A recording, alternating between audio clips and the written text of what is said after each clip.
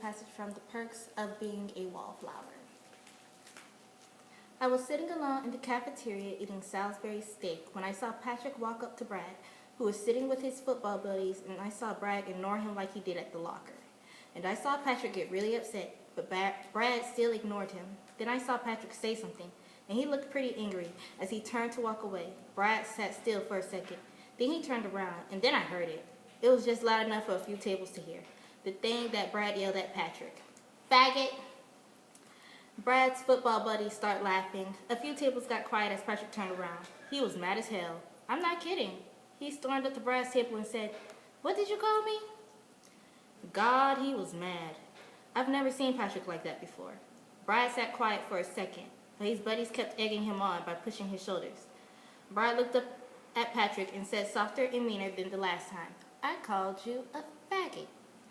Brad's buddies started laughing even harder. That is until Patrick threw the first punch. It's kind of eerie when a whole room gets quiet at once and then the real noise starts. The fight was hard, a lot harder than the one I had with Sean last year. There was no clean punching or things you see in movies.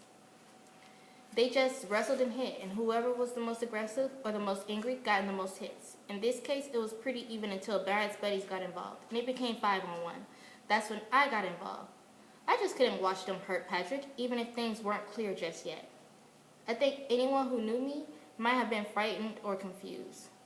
Except maybe my brother. He taught me what to do in these situations.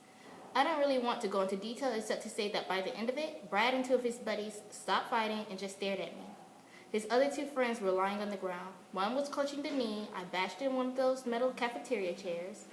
The other one was holding his face. I kind of swiped at his eyes, but not too bad. I didn't want to be too bad.